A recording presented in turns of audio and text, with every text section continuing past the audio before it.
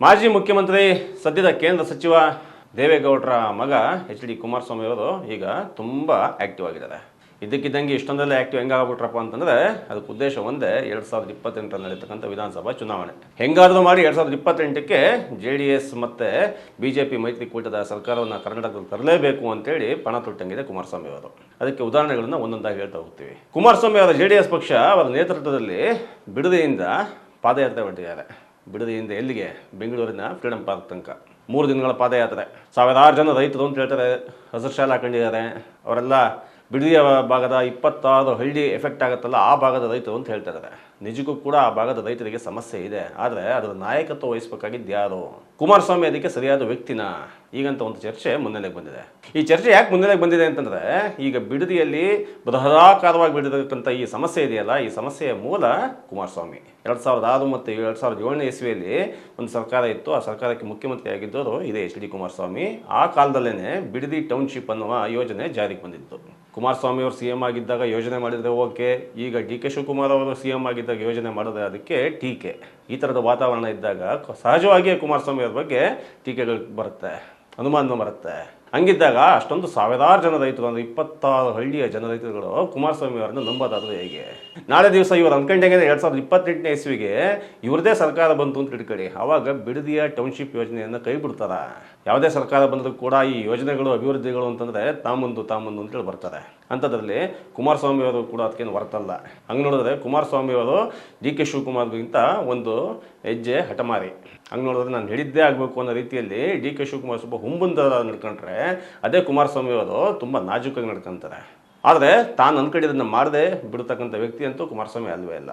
ಈ ನಿಟ್ಟಿನಲ್ಲಿ ನೋಡೋದಾದರೆ ಬಿಡದಿಯ ಜನಕ್ಕೆ ಯಾರ ಕಡೆಯಿಂದಲೂ ಕೂಡ ತೊಂದರೆ ತಪ್ಪಿದ್ದಲ್ಲ. ಈಗ DK ಶಿವಕುಮಾರ್ ಕಡೆಯಿಂದ ಆಗಿರ್ಬೋದು, ಆ ಕಡೆ ಕುಮಾರಸ್ವಾಮಿ ಕಡೆಯಿಂದ ಆಗಿರ್ಬೋದು. ಹಾಗಿದ್ದಾಗ ಕುಮಾರಸ್ವಾಮಿನ ನಂಬ್ಕೊಂಡು ನೀವು ಟೌನ್ಶಿಪ್ನ ವಿರೋಧಿಸ್ಕೊಂಡು ನೀವು ಬೆಂಗಳೂರಿನ ಫ್ರೀಡಂ ಪಾರ್ಕ್ವರೆಗೂ ಪಾದಯಾತ್ರೆ ಮಾಡ್ತೀರಾ ಬಿಡದಿಯ 26 ಹಳ್ಳಿಯ ಜನಗಳು ಅಂತಂದರೆ, ಅವರ ಅಸಹಾಯಕತೆ ಬಗ್ಗೆ ಇಡೀ ನಾಡೇ ಮರುಕ ಪಡ್ತಾ ಇದೆ. ಇದಕ್ಕೆ ಇನ್ನೊಂದು ಮುಖ ಕೂಡ ಇದೆ. ಏಕೆಂತಂದರೆ ಕರ್ನಾಟಕದಲ್ಲಿ ರೈತ ಚಳವಳಿ, ರೈತ ಸಂಘ ಅಂತಂದರೆ ಭಾಳ ದೊಡ್ಡ ಹಿನ್ನೆಲೆ ಇದೆ. ರೈತ ಸಂಘ ಒಂದ್ಸರಿ ಮಾತಾಡೋಕ್ಕೆ ಶುರು ಮಾಡ್ತು ಅಂತಂದರೆ ಸರ್ಕಾರನೇ ನಡುಗೋಗ್ತಿತ್ತು, ಅಂತಹ ಒಂದು ಕಾಲ ಇತ್ತು. ಆದರೆ ಇವಾಗ ಆ ರೈತ ಸಂಘ ಎಲ್ಲೋಗಿದೆ? ಇದರಿಂದ ಲೀಡ್ ಮಾಡಬೇಕಾಗಿದ್ದು ಯಾರು? ಅವರೆಲ್ಲ ಸುಮ್ಮನೆ ಕೂತಿದ್ದಕ್ಕೋಸ್ಕರನೇ ಅಲ್ವಾ ನಾಮುಂದು ತಾಮುಂದು ಅಂತೇಳಿ ಪೊಲಿಟಿಕಲ್ ಮೈಲೇಜ್ ತಗೊಳ್ಳೋಕ್ಕೋಸ್ಕರ ಕುಮಾರಸ್ವಾಮಿ ಅಂತ ಮುಂದೆ ಬರ್ತಾ ಇರೋದು. ಪ್ರೊಫೆಸರ್ ನಂಜುಂಡಸ್ವಾಮಿ ಸೇರಿದಂತೆ ಹಲವಾರು ಜನ, ಸುಂದರೇಶ್ ಆಗಿರ್ಬೋದು, ಅದೆಷ್ಟು ಜನ ರೈತ ಚಳವಳಿಯ ಮುಖಂಡರುಗಳು ಒಂದು ಹೇಳಿಕೆ ಕೊಟ್ಟರೆ ಸಾಕು, ಲಕ್ಷಾಂತರ ಮಂದಿ ರೈತರು ಬೀದಿಗಿಳಿದು ಹೋರಾಟ ಮಾಡ್ತಾ ಇದ್ರು. ಆದರೆ ಈಗಿನ ವಾತಾವರಣ ಹೆಂಗಿದೆ ಅಂತಂದರೆ, ಅದೇ ಪ್ರೊಫೆಸರ್ ನಂಜುಂಡಸ್ವಾಮಿ ಅವರ ಮಕ್ಕಳಾದಂತಹ ಚುಕ್ಕಿ ನಂಜುಂಡಸ್ವಾಮಿ ಆಗಿರ್ಬೋದು, ಇನ್ನೊಬ್ಬರಾಗಿರ್ಬೋದು, ಅವರೆಲ್ಲ ಒಂದು ಹೇಳಿಕೆ ಕೂಡ ಇದ್ರಿಗೂ ಕೊಟ್ಟಂಗೆ ಕಾಣಿಸ್ತಾ ಇಲ್ಲ. ಎಲ್ಲೋ ಮಾಧ್ಯಮ ಮಿತ್ರರು ಎದುರುಗಡೆ ಸಿಕ್ಕಿದಾಗ ಯಾಕೆ ಬಿಡದಿ ಬಗ್ಗೆ ನಿಮ್ಮ ಅಭಿಪ್ರಾಯ ಏನು ಅಂತಂದಾಗ ನಾವು ವಿರೋಧಿಸ್ತೀವಿ ಅಂತ ಒಂದು ಹಾರಿಕೆ ಹೇಳಿಕೆ ಉತ್ತರ ಕೊಟ್ಟಿದ್ದಾರೆ. ಬಿಟ್ಟರೆ ಅವರು ಇದುವರೆಗೂ ಕೂಡ ಬಿಡದಿ ಹತ್ರ ಹೋಗಿ ನಿಂತ್ಕೊಂಡು ರೈತರನ್ನು ಸಂಘಟನೆ ಮಾಡೋದಂಥ ಒಂದೇ ಒಂದು ನಿದರ್ಶನ ಇಲ್ಲ. ಅದು ಇನ್ನೊಂದು ಪ್ರೊಫೆಸರ್ ನಂಜುಂಡಸ್ವಾಮಿ ಅವರ ಖಾಸ ಶಿಷ್ಯ ಅಂತಕ್ಕಂತ ಹೇಳ್ಕೊಳ್ತಕ್ಕಂಥ ಅರಸೀಕೆರೆ ಮೂಲದ ಕೋಡ್ಯಳ್ಳಿ ಚಂದ್ರಶೇಖರ್ ಅವರು ರೈತ ಸಂಘದ ಭಾಳ ದೊಡ್ಡ ನಾಯಕ ಕರ್ನಾಟಕದಲ್ಲಿ. ಆದರೆ ಅವರು ಕೂಡ ಆ ಕಡೆ ತಲೆ ಆಗ್ತಂಗಿಲ್ಲ. ಯಾಕೆ ಹೋಗ್ತಾ ಇಲ್ಲ ಅನ್ನೋದು ಭಾಳ ದೊಡ್ಡ ಪ್ರಶ್ನೆ ಇಲ್ಲಿ. ರೈತ ಸಂಘ ಇನ್ನೂ ಅಸ್ತಿತ್ವದಲ್ಲಿದೆ. ರೈತ ಸಂಘ ಅಲ್ಲಲ್ಲೇ ಚಳವಳಿ ಮಾಡುತ್ತೆ, ಅಲ್ಲಲ್ಲೇ ಹೋರಾಟ ಮಾಡುತ್ತೆ, ಅಲ್ಲಲ್ಲೇ ಹೇಳಿಕೆ ಕೊಡುತ್ತೆ, ಪ್ರೆಸ್ ಮೀಟ್ ಮಾಡುತ್ತೆ ಅಂತಿದ್ದಾಗ ಅದಕ್ಕೊಂದು ಅಸ್ತಿತ್ವ ಇದೆ ಅಂತ ಆಯ್ತಲ್ವಾ? ಹಂಗೆ ಅಸ್ತಿತ್ವ ಇದೆ ಅಂತ ಅಂದಮೇಲೆ ಅವರೆಲ್ಲ ಬಿಡದಿ ಹತ್ರ ಇಷ್ಟೊತ್ತಿಗೆ ಇರಬೇಕಾಗಿತ್ತಲ್ವಾ? ಯಾಕಲ್ಲಿ ಕುಮಾರಸ್ವಾಮಿ ಅವರನ್ನು ಬಿಟ್ಬಿಟ್ಟು ಇವರೆಲ್ಲ ಎಲ್ಲೋ ಒಂದು ಕಡೆ ಕೂತಿದ್ದಾರೆ? ಇಂಥ ಪ್ರಶ್ನೆಗಳು ಬಂದಾಗ ನಿಜಕ್ಕೂ ಕೂಡ ನಿರಾಶಾವಾದ ಇಡೀ ನಾಡಿನಾದ್ಯಂತ ಕೂತ್ಬಿಡುತ್ತೆ. ಚಳವಳಿ ಮಾಡ್ತಕ್ಕಂಥದ್ದು ಈ ರಾಜಕಾರಣಿಗಳ ಕೆಲಸ ಅಲ್ಲ. ಖಂಡಿತವಾಗಿಯೂ ಕೂಡ ಈ ರಾಜಕಾರಣಿಗಳು ಈ ನಾಡಿಗೆ ಒಳ್ಳೇದು ಮಾಡಲ್ಲ. 2007ನೇ ಇಸ್ವಿಯಲ್ಲಿ ಬೇಕಾಗಿದ್ದಂಥ ಟೌನ್ಶಿಪ್ ಈಗ ಕುಮಾರಸ್ವಾಮಿ ಈಗ ಬೇಡವಾಗುತ್ತೆ. ಅದು ಹಿಂದಿನ ಅಜೆಂಡಾ ಏನು ಅಂತಂದರೆ, ಇವರಿಗೆ 2028ಕ್ಕೆ ಗದ್ದುಗೆ ಹಿಡಿಬೇಕು, ನಿಮ್ಮ ಪೊಲಿಟಿಕಲ್ ಮೈಲೇಜ್ಗೋಸ್ಕರ ರೈತರ ಹಿತವನ್ನು ಬಲಿ ಕೊಡ್ಬಿಡಿ ಅಂತ ಹೇಳೋದಕ್ಕೆ ಒಂದು ಧ್ವನಿ ಬೇಕಾಗಿತ್ತು. ಆ ಧ್ವನಿ ಎಲ್ಲಿದೆ ಅಂತಂದರೆ ಆ ರೈತ ಸಂಘದಲ್ಲಿದೆ, ಆ ರೈತ ಚಳವಳಿಗಳಿದೆ. ಆದರೆ ಆ ರೈತ ಸಂಘ ಹಿನ್ನೆಲೆಗೆ ಹೋಗ್ಬಿಟ್ಟಿದೆ. ಕುಮಾರಸ್ವಾಮಿ ಅವರು ತುಂಬ ಮಹತ್ವಾಕಾಂಕ್ಷಿ ಮತ್ತು ಬುದ್ಧಿವಂತ ಚತುರ ರಾಜಕಾರಣಿಗಳ ಪಟ್ಟಿಯಲ್ಲಿ ಇಡೀ ಭಾರತ ದೇಶದಲ್ಲೇ ಕುಮಾರಸ್ವಾಮಿ ಅವರಿಗೆ ಒಂದು ಮಹತ್ವದ ಸ್ಥಾನ ಇದೆ. ಕೆಲವು ಸ್ಥಾನಗಳು 10 ಇರಲಿ 18 ಇರಲಿ MLAಗಳು, ಅಷ್ಟೇ MLAಗಳನ್ನೇ ಹಿಡ್ಕೊಂಡು CM ಆದಂತಹ ಕುಮಾರಸ್ವಾಮಿ ಅವರಿಗೆ ತುಂಬ ಚತುರತೆ ಇದೆ ಅನ್ನೋ ಕಾರಣಕ್ಕೋಸ್ಕರನೇ ಇತ್ತೀಚೆಗೆ ಒಂದು ಹೇಳಿಕೆ ಕೊಟ್ಟಿದ್ದಾರೆ. ಯಾವಾಗ ಕಾಂಗ್ರೆಸ್ನಲ್ಲಿ ಭುಗಿಲತ್ತು ಅಸಮಾಧಾನ, ಈ ಸಚಿವ ಸಂಪುಟದಲ್ಲಿ ನಮಗೆ ಸ್ಥಾನ ಸಿಗಲಿಲ್ಲ ಅಂತ ತಕ್ಷಣ ಹೇಳಿದಾಗ ಆ ಹಿನ್ನೆಲೆಯಲ್ಲೇ ಕುಮಾರಸ್ವಾಮಿ ಒಂದು ಹೇಳಿಕೆ ಕೊಟ್ಟಿದ್ದಾರೆ. JDSನ ಬಾಗಿಲು ತೆರೆದಿದೆ. ಯಾರಿಗೋಸ್ಕರ? ಅಸಮಾಧಾನಗೊಂಡಂತಹ ಕಾಂಗ್ರೆಸ್ನ ನಾಯಕರುಗಳಿಗೋಸ್ಕರ ಅಂತ. ಉದ್ದೇಶ ಸ್ಪಷ್ಟ ಇದೆ. 2028 ಚುನಾವಣೆ ಹೊತ್ತಿಗೆ ಈ ಕಡೆ ಜನಗಳ ನಡುವೆ ಕೂಡ ಇರಬೇಕು ಈ ಥರ ಹೋರಾಟಗಳ ಮುಖಾಂತರ. ಆ ಹೋರಾಟದಿಂದ ಜನಗಳಿಗೆ ಒಳ್ಳೆದಾಗುತ್ತಾ ಬಿಡುತ್ತೆ ಬೇರೆ ವಿಚಾರ, ಆದರೆ ನಾವು ಫೀಲ್ಡಲ್ಲಿ ಇದ್ವಿ ಅಂತ ಹೋಗಬೇಕು. ಇನ್ನೊಂದು ಕಡೆ ಪೊಲಿಟಿಕಲ್ ಮೈಲೇಜ್ಗೋಸ್ಕರ ಆಯಾ ಭಾಗದ ನಾಯಕರುಗಳನ್ನು ಕೂಡ ಅಸಮಾಧಾನ ಹೊಂದಿದಾರಲ್ಲ, ನಮಗೆ ಮಂತ್ರಿ ಸ್ಥಾನ ಸಿಗಲಿಲ್ಲ ಅಂತೇಳಿ ಅಂಥವ್ರನ್ನೂ ಕೂಡ ಎಳೆದುಬಿಟ್ಟು JDSನ ಗಟ್ಟಿ ಮಾಡಬೇಕು ಅಂತಕ್ಕಂಥ ಕುಮಾರಸ್ವಾಮಿ ಅವ್ರ ಪ್ಲ್ಯಾನ್ ಇದೆಯಲ್ಲ, ಅದು ನೀಟಾಗಿರಂಗೆ ಕಾಣುತ್ತೆ. ಏಕೆಂದರೆ 2028 ಮೇಗೆ ಎಲೆಕ್ಷನ್ ನಡೆಯುವ ಎಲ್ಲ ಸಾಧ್ಯತೆಗಳಿದ್ದಾವೆ. 2028 ಮೇ ಅಂತಂದರೆ ಇನ್ನು 2 ವರ್ಷ ಕೂಡ ಇಲ್ಲ. ಚುನಾವಣೆಯ ವಿಚಾರಕ್ಕೆ ಸಂಬಂಧಪಟ್ಟಂತೆ ಕುಮಾರಸ್ವಾಮಿ ಅವರಷ್ಟು ಆ್ಯಕ್ಟಿವ್ ಆಗಿರ್ತಕ್ಕಂಥ ರಾಜಕಾರಣಿ ಮತ್ತು ಪಕ್ಷ ಬೇರೆ ಯಾವುದೂ ಇಲ್ಲ ಅಂತ ಕಾಣುತ್ತೆ. ಕಾಂಗ್ರೆಸ್ಸು ತನ್ನ ಪಾಡಿ ತನ್ನ ಗೆದ್ದು ಬರ್ತೀನಿ, ರೈತರನ್ನು ಈ ಥರ ವಿರೋಧ ಮಾಡ್ಕೊಂಡು ಗೆಲ್ಲಕ್ಕಾಗತ್ತಾ? ತನ್ನದೇ ಪಕ್ಷದ ಕಾರ್ಯಕರ್ತರುಗಳನ್ನು ಬೇಸರ ಮೂಡಿಸಿ ಅಸಮಾಧಾನಗೊಳಿಸಿ ಗೆಲ್ಲಕ್ಕಾಗತ್ತಾ? ಆ BJPಯ ವಿಷಯನೇ ಇನ್ನೊಂದು ಕಡೆ. ಆ ಬಿಡದಿ ಟೌನ್ಶಿಪ್ ಯೋಜನೆಗೆ ಸಂಬಂಧಪಟ್ಟಂತೆ BJPಯ ರಾಜ್ಯಾಧ್ಯಕ್ಷ ವಿಜಯೇಂದ್ರ ಅವರು ಏನು ಹೇಳಿಕೆ ಕೊಟ್ಟಿದ್ದಾರೆ. ಮೊನ್ನೆ ಮಧು ಬಂಗಾರಪ್ಪ ಮತ್ತು ವಿಜಯೇಂದ್ರ ಅವರು ಮಾತಾಡಬೇಕಾದ ಒಂದು ತುಣುಕು ಇಡೀ ರಾಜ್ಯದಂತ ವೈರಲ್ ಆಗೋಯಿತು.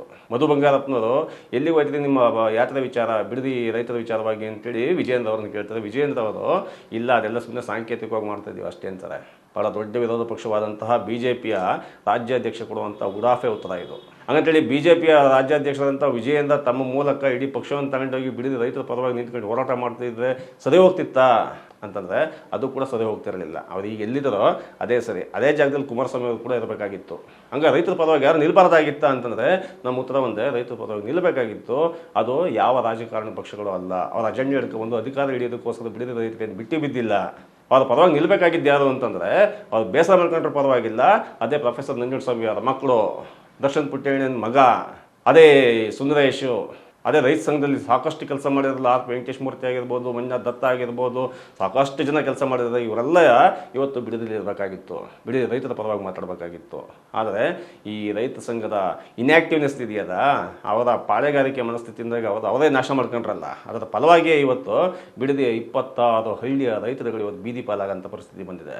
ಅದಕ್ಕೆಲ್ಲ ಕಾರಣ ಖಂಡಿತವಾಗಿಯೂ ಕೂಡ DK ಶಿವಕುಮಾರ್ ಅಲ್ಲ, ಖಂಡಿತವಾಗಿಯೂ ಕೂಡ HD ಕುಮಾರಸ್ವಾಮಿ ಅಲ್ಲ, ಖಂಡಿತವಾಗಿಯೂ ಕೂಡ ಉಡಾಫೆಯ ಮನುಷ್ಯ ವಿಜಯೇಂದ್ರ ಅಲ್ಲ. ಅದಕ್ಕೆ ಯಾರು ಕಾರಣ ಅಂತಂದರೆ ಈ ರೈತ ಸಂಘದವರು. ಯಾಕೆ ಅಂತಂದರೆ ಈ ರೈತ ಚಳವಳಿ ಕಟ್ಟಿಕೊಟ್ಟಂಥ ಭರವಸೆ ಅಂಥದ್ದು ಇವತ್ತು ಕೂಡ ರೈತ ಚಳವಳಿ ಚಾಲ್ತಿಯಲ್ಲಿದೆ, ರೈತ ಪ್ರಜ್ಞೆ ಚಾಲ್ತಿಯಲ್ಲಿದೆ. ನಾವು ರೈತ ಸಂಘದಲ್ಲಿ ಭಾಳ ಒಂದು ಸ್ಥಳದಲ್ಲಿ ಹೋರಾಟ ಮಾಡಿದ್ವಿ, ನಾವು ಒಂದು ಕರೆ ಕೊಟ್ಟರೆ ಲಕ್ಷಾಂತರ ಜನ ಬರ್ತಿದ್ರು ಅಂತ ಇವತ್ತು ಕೂಡ ಕಾಲದೇರಿಸಿ ಮಾತಾಡ್ತಿರಲ್ಲ. ನಿಮಗೇನಾದರೂ ಆತ್ಮಸಾಕ್ಷಿ ಅನ್ನೋದು ಏನಾದರೂ ಇದ್ದರೆ ಇವತ್ತಿಗೆ ನೀವು ಬಿಡದಿಯಲ್ಲಿ ಇರಬೇಕಾಗಿತ್ತು. ಬಿಡದಿಯಲ್ಲಿದ್ದು ಆ ರೈತರ ಇವತ್ತು ಸಿಗಾಕೊಂಡಿರಲ್ಲ ಕುಮಾರಸ್ವಾಮಿ ಕೈಗೆ, ಆ ಕುಮಾರಸ್ವಾಮಿ ಕೈಯಿಂದ ಬಿಡಿಸ್ಕೊಂಡು ನಿಮ್ಮ ತೆಕ್ಕೆಗೆ ತಗೊಬೇಕಾಗಿತ್ತು. ಆ ಮುಖಾಂತರ ರೈತರ ದನಿಗೆ ದೊಡ್ಡ ಶಕ್ತಿ ತುಂಬಬೇಕಾಗಿತ್ತು.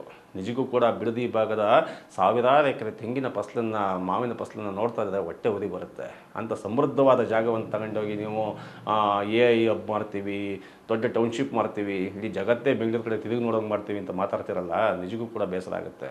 ಅದರ ಜೊತೆಗೆ ರೈತ ಸಂಘ, ರೈತ ಚಳವಳಿ ಇವುಗಳೆಲ್ಲ ಮಕ್ಕಳ ಮಲಗಿದ ಬಗ್ಗೆಗೂ ಕೂಡ ಬೇಸರ ಆಗುತ್ತೆ. ಆದರೆ ಯಾರ ಕೈಲಿ ಹೇಳ್ಕೊಡೋದು?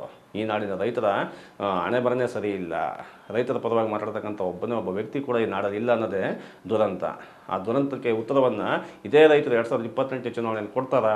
ಕಾದು ನೋಡಬೇಕು. ಧನ್ಯವಾದಗಳು.